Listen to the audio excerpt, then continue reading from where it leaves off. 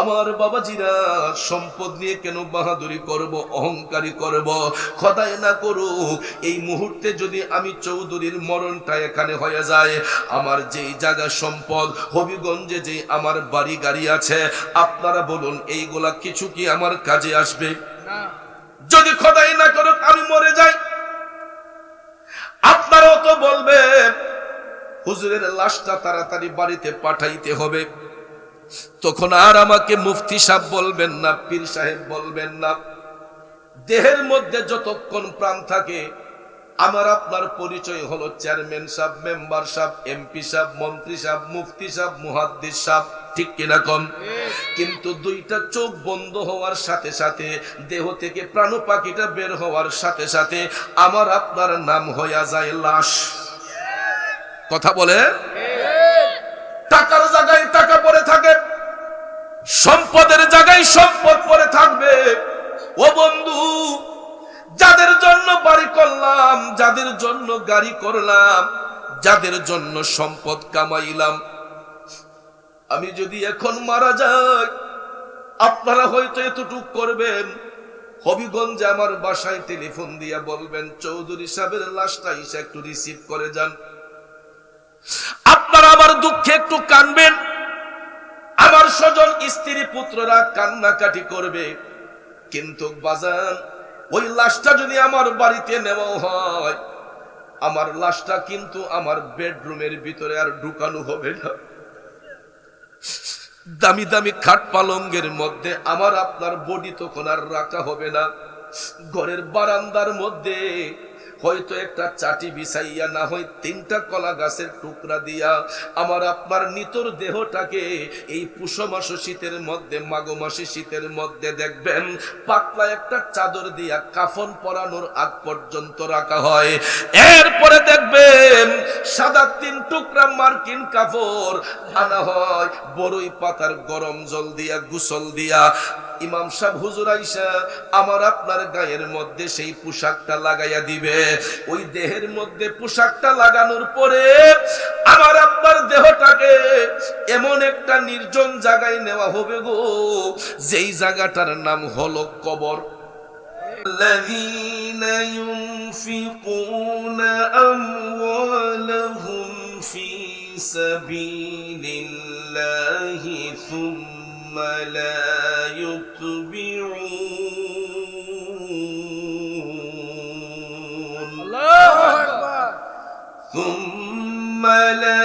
يتبعون ما أنفقوا منا ولا أذى لهم أجرهم عند ربهم ولا خوف عليهم ولا هم يحزنون.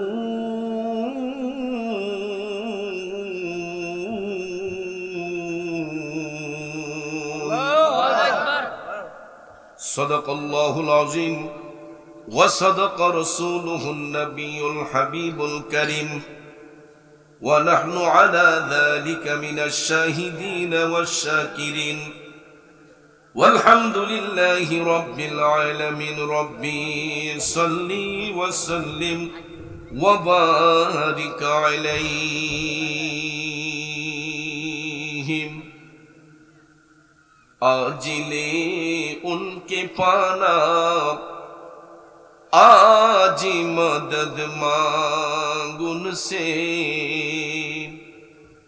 आजिले उनकी पाना आज मदद मांग उनसे, फिर न मांगे कि किया मत में अगर मान गया. উপস্থিত ঐতিহ্যবাহী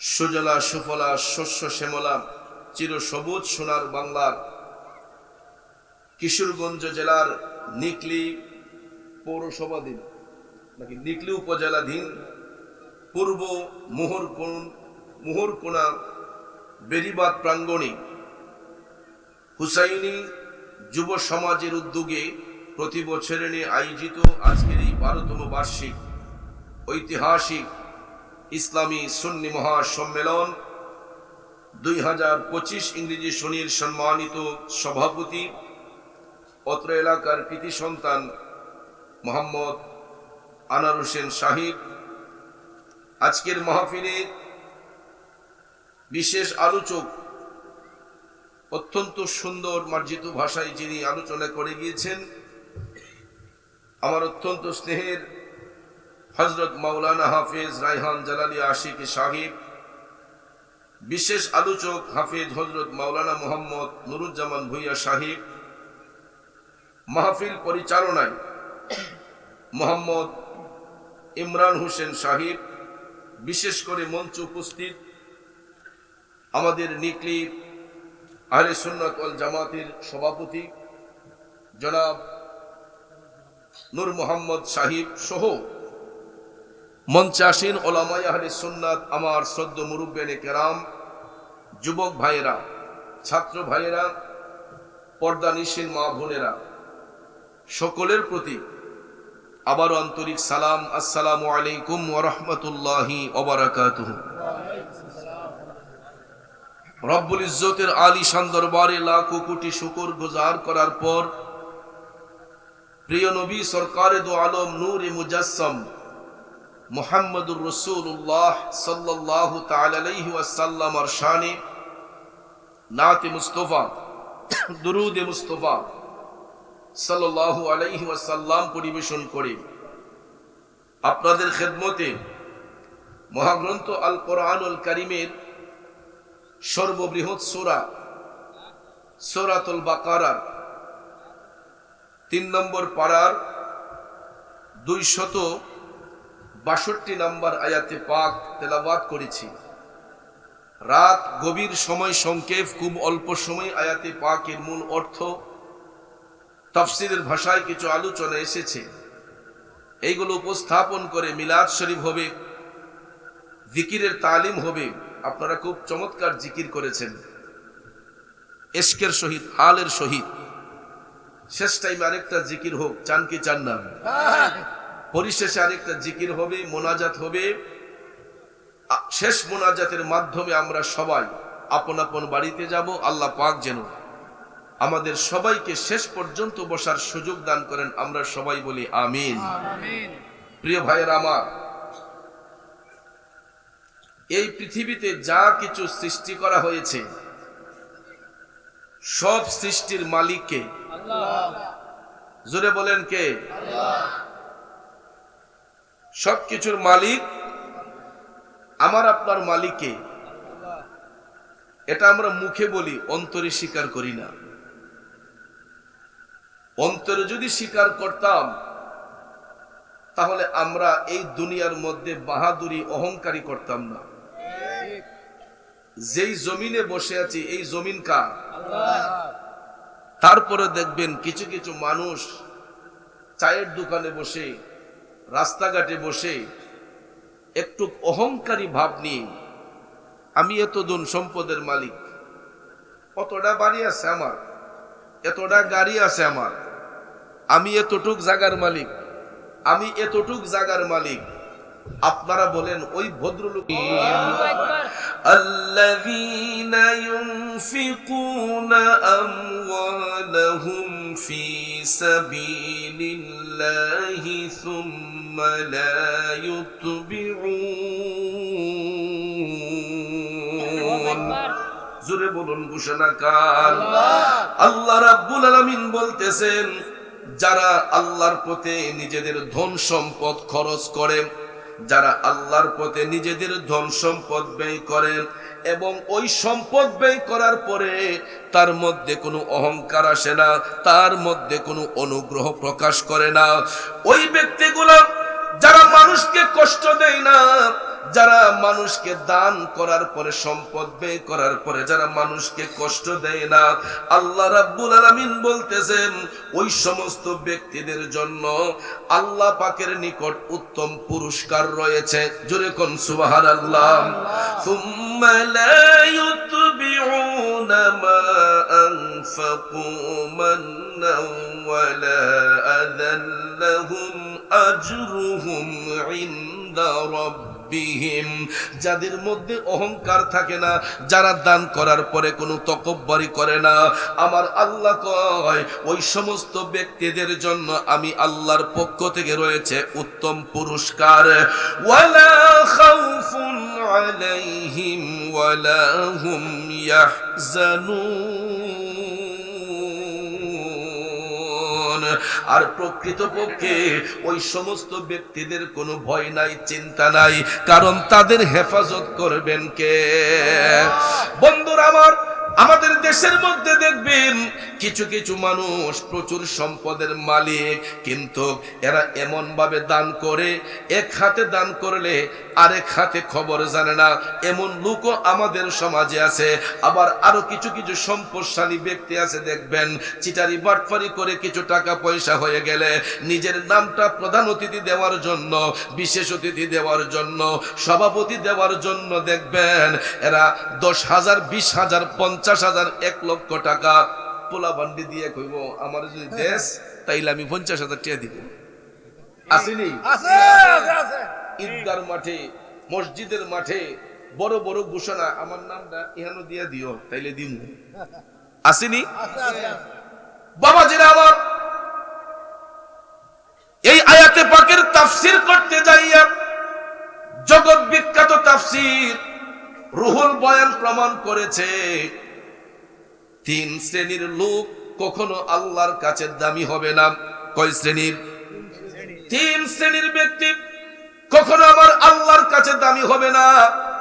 এরই মধ্যে 1 শ্রেণীর লোক হলো যারা সম্পদ ব্যয় করার পরে, আল্লাহর পথে খরচ করার পরে তারা তকব্বরি দেখায়, অহংকারী দেখায়, মানুষকে কষ্ট দেয়, নিজেকে জাহির করার জন্য যারা হাত প্রসারিত করে, ওই সমস্ত ব্যক্তিগুলা জান্নাত পাবে দূরের কথা, জান্নাতের সুগন্ধ পর্যন্ত পাবে না। কথা বলেন ঠিক কিনা? কারণ বাজান, এখন আমার আপনার হয়তো কোটি টাকা থাকতে পারে, আগামী কালকে আমি আপনি রাস্তার ভিখারি হয়ে যেতে পারি, ঠিক না বেঠে?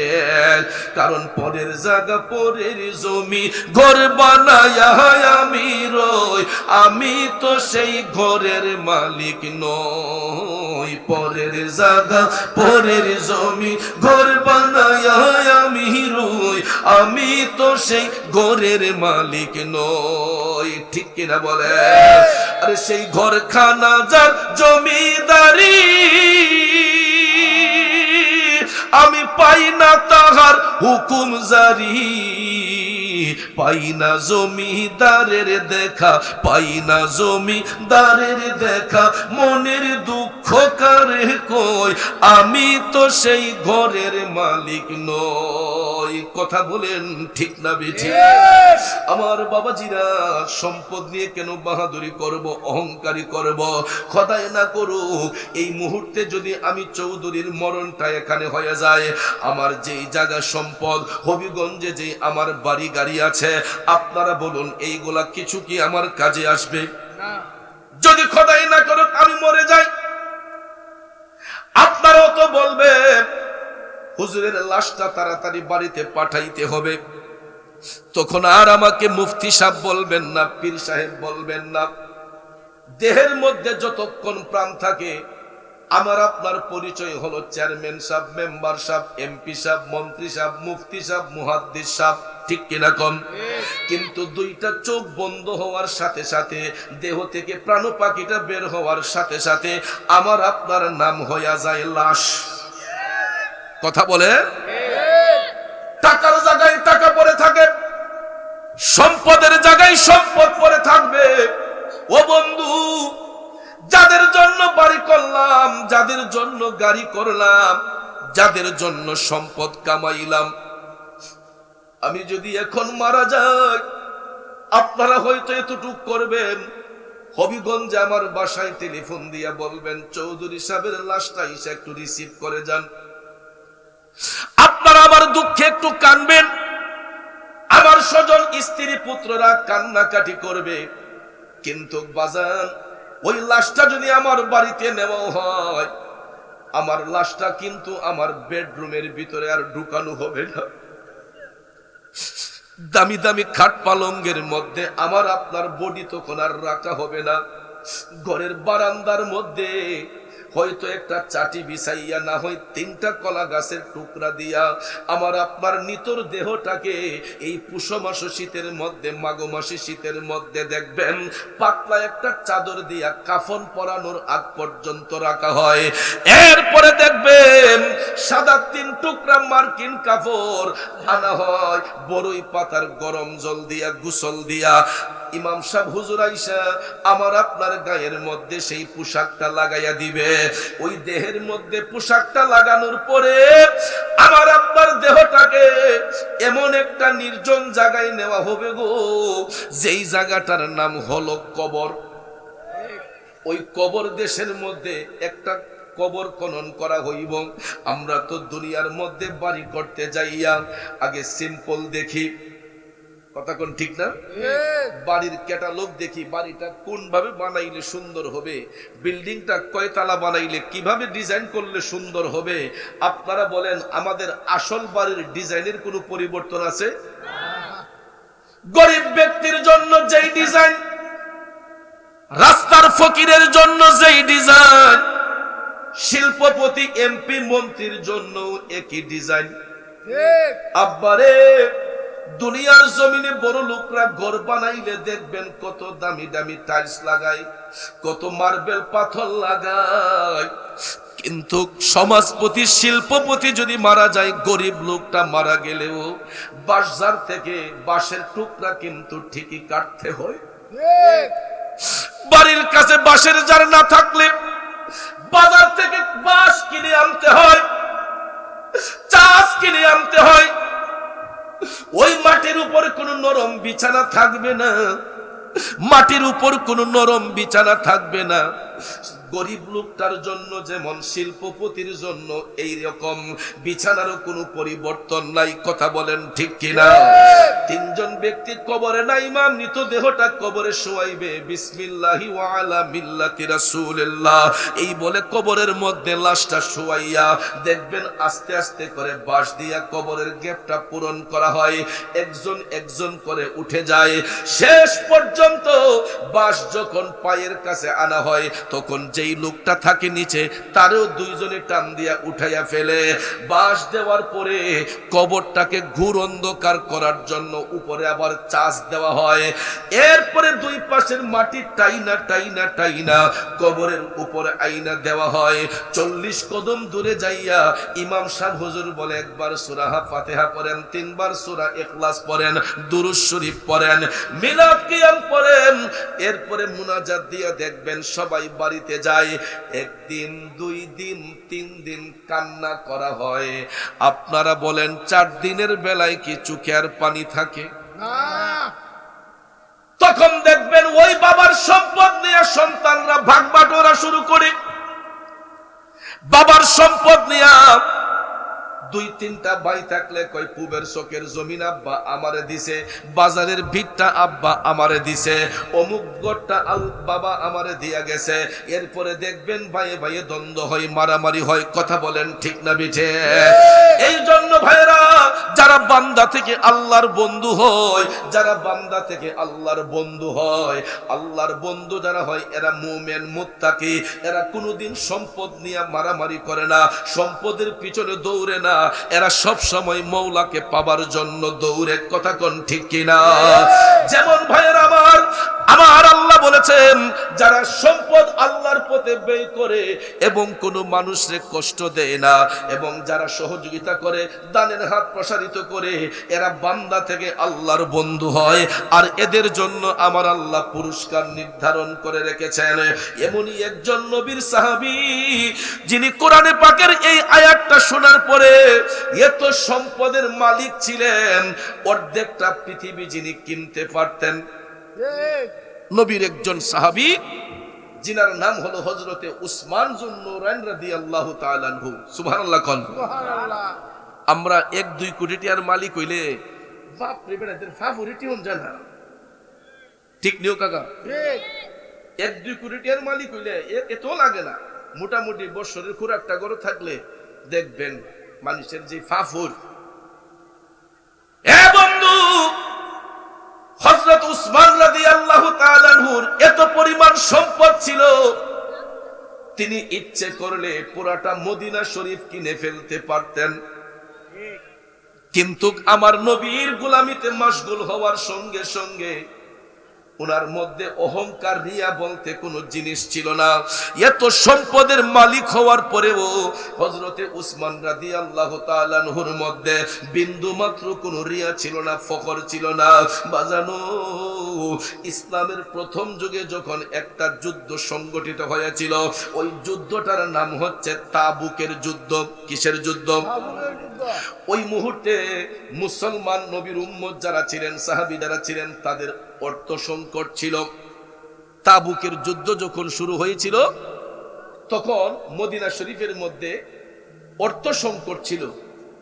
আমাদের দেশও দেখবেন কিছু কিছু সময়ে আমরা অর্থনৈতিক ক্রাইসিসে পড়ে যাই যখন চৈত্র মাস আসে, ঠিক না বেটি? ফাল্গুন চৈত্র মাসও দেখবেন গৃহস্থের হাত খালি হয়ে যায়। জমিন চাষাবাদ করতে করতে ফসল উঠানোর আগ পর্যন্ত আমাদের অনেকের হাতে টাকা পয়সা থাকে না। বিশেষ করে এটা আমাদের ভাটি এলাকায় যারা বৈশাখী ফসলের মৌসুম নিয়ে যারা সব সময় ব্যস্ত থাকে, ঠিক কিনা বলেন? এই টাইমটা থেকে আমরা অর্থ সংকটে পড়ি না? অনেক মানুষ দেখবেন ফাল্গুন চৈত্র মাস আসলে তখন তাদের একটা অর্থ সংকট হয়। তো আরব দেশের মধ্যেও যখন গ্রীষ্মকাল আসতো তখন তাদের একটা অর্থ সংকট পড়তো। বাবাজিরা আমার, তাবুকের যুদ্ধ যখন সংগঠিত হবে, সাহাবায়ে কেরাম অর্থ শূন্য। আমার মদিনার কামলিওয়ালা নবী চিন্তা করলেন, এই যুদ্ধে যদি মুসলমানদের পক্ষে বিজয় না আসে, আমার উম্মতরা ধ্বংসের দিকে চলে যাবে, লজ্জিত হয়ে যাবে। হঠাৎ করে দয়াল নবী সমস্ত সাহাবায়ে কেরামকে একত্রিত করলেন। একত্রিত করার পরে দয়াল নবী আমার সাহাবায়ে কেরামের উদ্দেশ্যে ভাষণ দিয়ে বলতেছেন, আজকের এই ময়দানে তোমরা যে যত বেশি খরচ করবা, হাসরের ময়দানে আল্লাহ রাব্বুল আলামিন এই পরিমাণ পুরস্কার তোমাদেরকে দান করবে। রাসূল বললেন যে আজকের এই দিনে তোমরা যে যত বেশি খরচ করবা, এই যুদ্ধে যে যত বেশি খরচ করবা, হাসরের ময়দানে আল্লাহ তাআলা তোমাদেরকে এর চাইতে দ্বিগুণ পুরস্কার প্রদান করবে। নবীজির কথা শুনলে সাহাবায়ে কেরামের কি আর হুঁশ থাকে? বলল, কে জীবন দিয়ে দেব যদি নবী তুমি চাও, কলিজা টুকরা করে দেব যদি নবী তুমি চাও। ও গোয়ারি জি আমার এই অধমের একবার দেখা দাও, হাবিবি ইয়া রাসূলুল্লাহ, হাবিবি ইয়া হাবিবাল্লাহ, হাবিবি ইয়া রাসূলুল্লাহ, হাবিবি ইয়া। কষ্ট হচ্ছে আমার বাবাজিরাম, চিৎকার মেরে বলুন না ইয়া রাসূলুল্লাহ। ঠান্ডা হলো আইসই না, ওহনি হেরাবে হয়ে গেছে।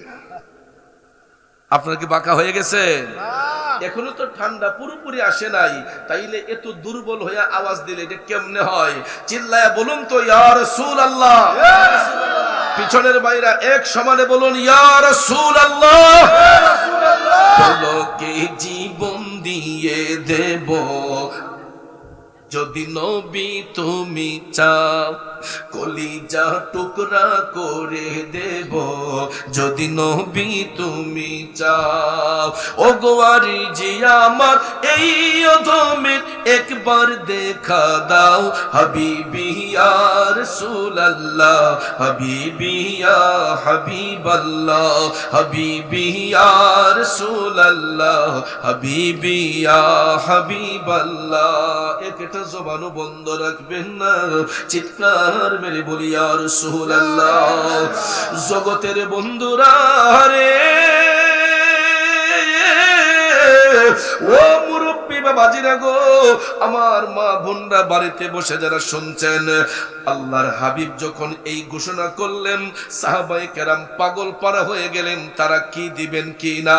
ওই মুহূর্তে তাদের অর্থ সংকট থাকার পরেও আমার নবীর সাহাবাগণ যার যার অবস্থান থেকে কেউ একটা উট, কেউ দুইটা উট, কেউ তিনটা উট, এই রকম ভাবে যার ঘরে যা আছে সব কিছু আইনা তাবুকের মাঠের এক পাশে জমা করলেন। সুবহানাল্লাহ কোন সুবহানাল্লাহ।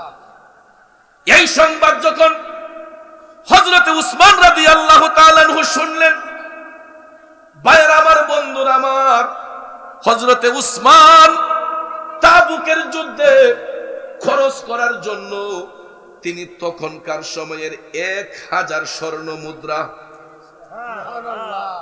তখনকার সময়ে 1000 স্বর্ণ মুদ্রা, 940টা উট, 940টা উট, 60টি তেজি ঘোড়া, যুদ্ধের ময়দানে মোকাবেলার জন্য 60টা তেজি ঘোড়া, 940টা উট, 1000 স্বর্ণ মুদ্রা হযরতে উসমান এই তাবুকের ময়দানে এক মাঠের পাশে তিনি আইনা হাজির করলেন।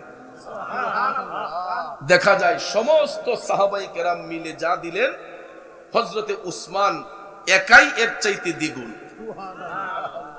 ভাইয়েরা আমার, বন্ধুরা আমার, আমার রাসূল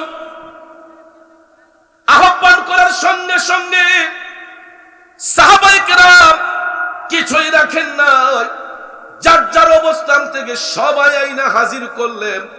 এমন সময় ভাইয়ের আমার, বন্ধুরা আমার, হযরতে উসমান রাদিয়াল্লাহু তাআলা আনহু 940টা উট, 60টি ঘোড়া, 1000 স্বর্ণ মুদ্রা নগদ তিনি প্রদান করলেন। আল্লাহর হাবিব যখন এতগুলা উট দেখলেন, রাসূল ডাক দিয়া কয়, সাহাবারা রে,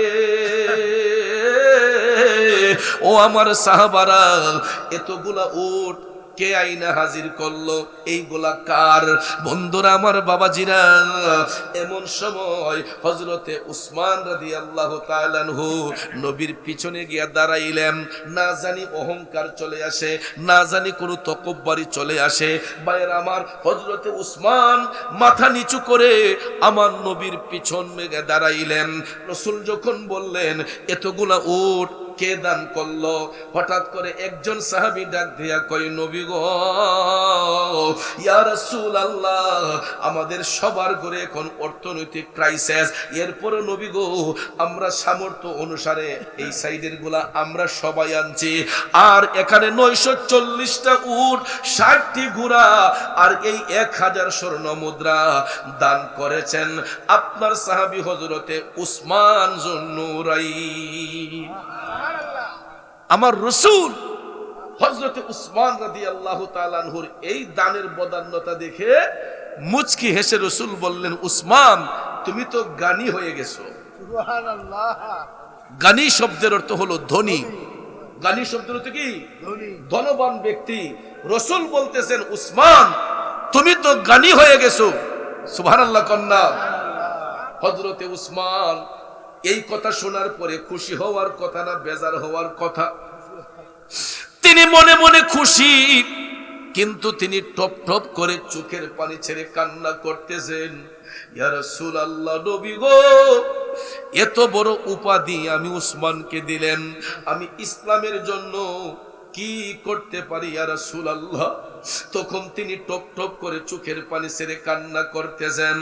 ওরে যাহার দনে হইলাম ধনী, যাহার মানে হইলাম মানি।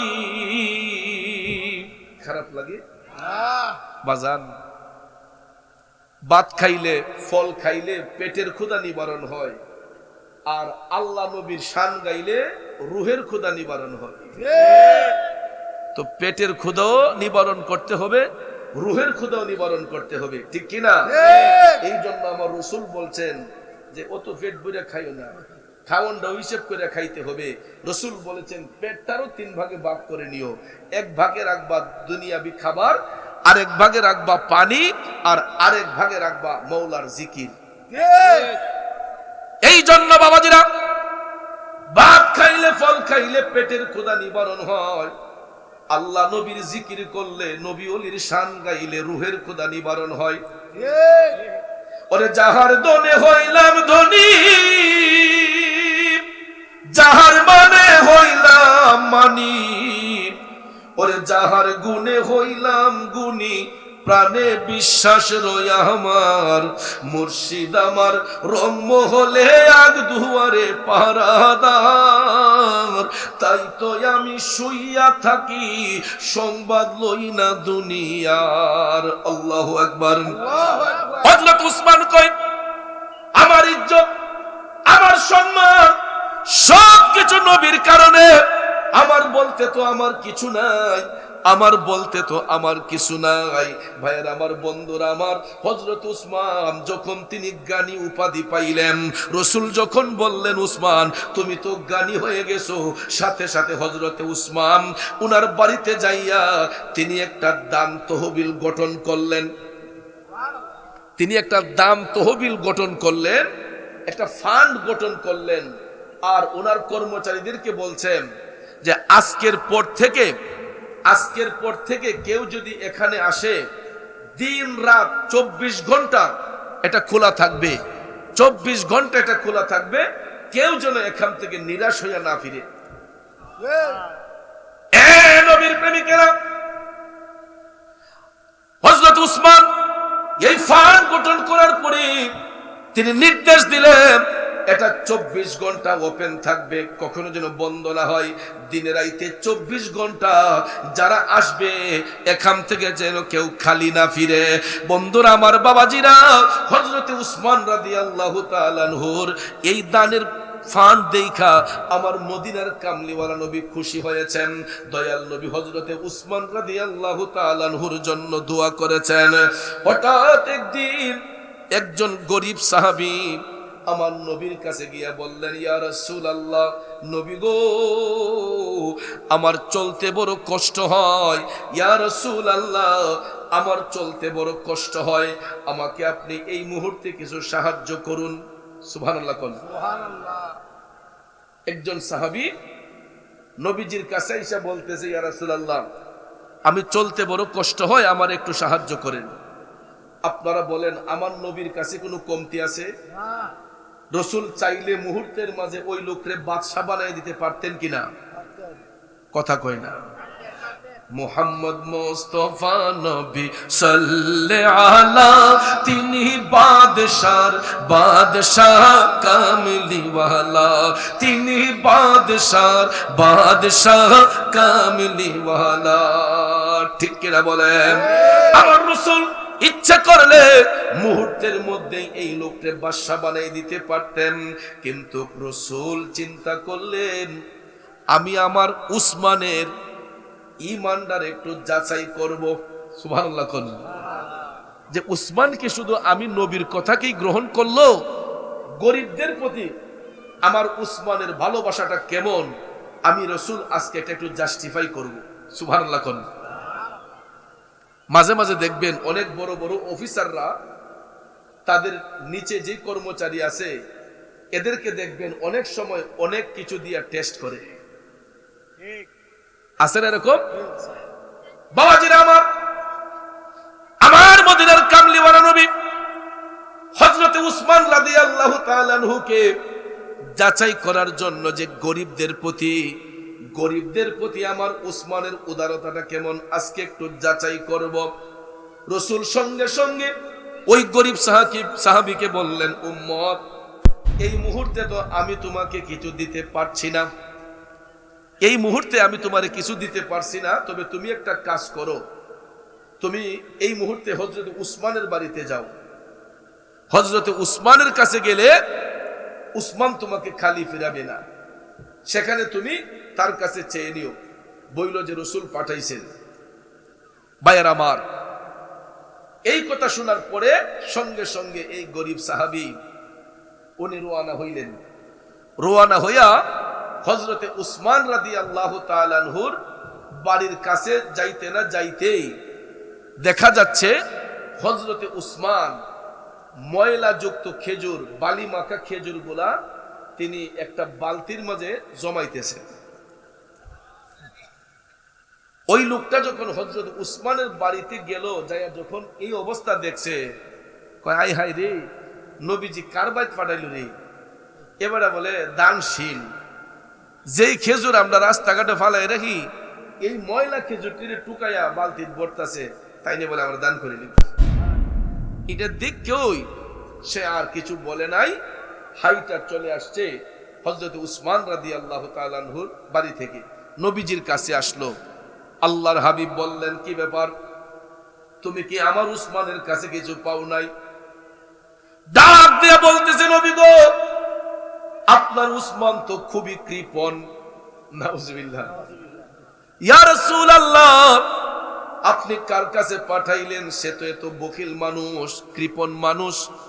নবী গো, যে খেজুরগুলা রাস্তার মাঝে পড়ে আছে, ময়লা বালি মাখা খেজুরগুলা আপনার উসমানে আমি দেখছি, এগুলা টুকায়া টুকায়া বালতিতে জমাইতেছে।